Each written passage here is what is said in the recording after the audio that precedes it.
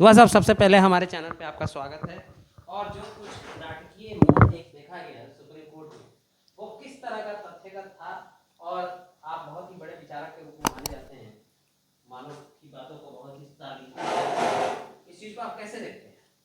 Journalist महोदय, सबसे पहले आपको ये समझना होगा, जनता को भी समझना होगा कि वक्फ के मतलब होता है अल्लाह के नाम पे, खुदा के नाम पे, भगवान के नाम पे और ईश्वर के नाम पर जो दान दे दिया गया कि उसका सेवन गरीब, यतीम, बेवा, मुसलमान, धार्मिक आस्था रखने वाले, उनके फायदे के लिए उसको दिया गया कि उसको आगे बढ़ाया जाए, अपलिफ्ट किया जाए। लेकिन वक्फ की करोड़ों अरबों रुपए की प्रॉपर्टी पे कुछ खास मुसलमान, जो नवाब अपने को कहते हैं, आलिम अपने को कहते हैं, मुल्ला अपने को कहते हैं, वो काबिज हैं। सरकार ने कहा कि नामी और बेनामी, जिसका कुछ पेपर भी नहीं है, मुगलों से पहले से ये सारा वक्फ का मामला चल रहा है, तो उन तमाम को एक संग्रहित कर करके उसका सही, जिसका जो चीज़ है वो मिलना चाहिए। अब जो मुसलमानों का दलील है कि ये सरकार इसलिए कर रही है कि हमारी ज़मीन को हड़प कर करके कॉर्पोरेट यानी बड़ी पार्टी अडानी अंबानी को दे देगी होटल मोटल सोटल के लिए।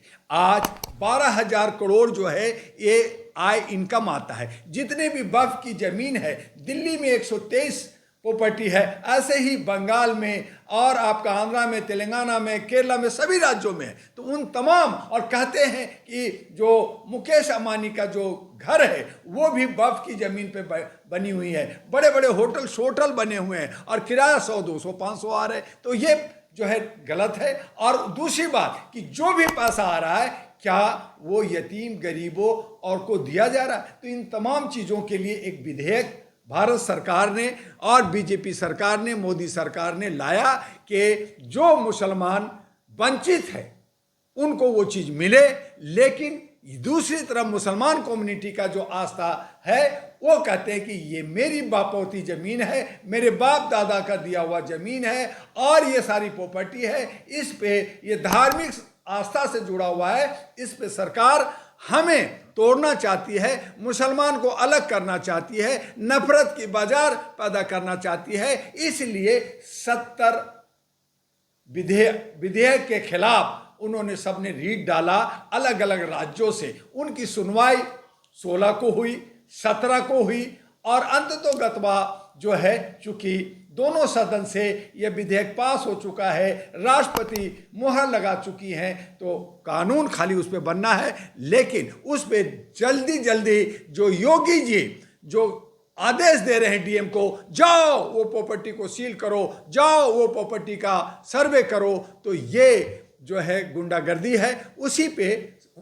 सुप्रीम कोर्ट ने कहा कि भाई ये जल्दी ना करे, अभी इसको रोका जाए और इस पे पूरी बहस होगी, पूरी सब चीज़ों को देखा जाएगा। सरकार से इसका 7 दिन में जवाब मांगा है और उसके लिए जो है 5 मई डेट घोषित कर दिया गया है। देखें आगे क्या होता है। लेकिन फिलहाल एक मुसलमान को और ये जो कब्जे में है उनको थोड़ी सी राहत मिली है कि इन बिटवीन उनकी ज़मीन नहीं छीनी जाएगी। लेकिन आगे होता क्या है ये देखना है। लेकिन डॉक्टर दुआ जो ह्यूमन राइट्स का है वो चाहता है कि सबका हक अधिकार मिले और मुसलमानों का जो ज़मीन हड़प करके बाप दादा का वक्फ किया हुआ, दान दिया हुआ, खुद दान खा रहे हैं, खुद जो है खैरात खा रहे हैं और गरीबों को मार रहे हैं। आज मुसलमान जो है गरीब है, पंचर बना रहा है, ऑटो चला रहा है, साइकिल चला रहा है, भीख मांग रहा है और भीख पॉकेटिंग कर रहा है। तो तरह तरह से गरीबी फैली हुई है। आज अगर वक्फ की प्रॉपर्टी,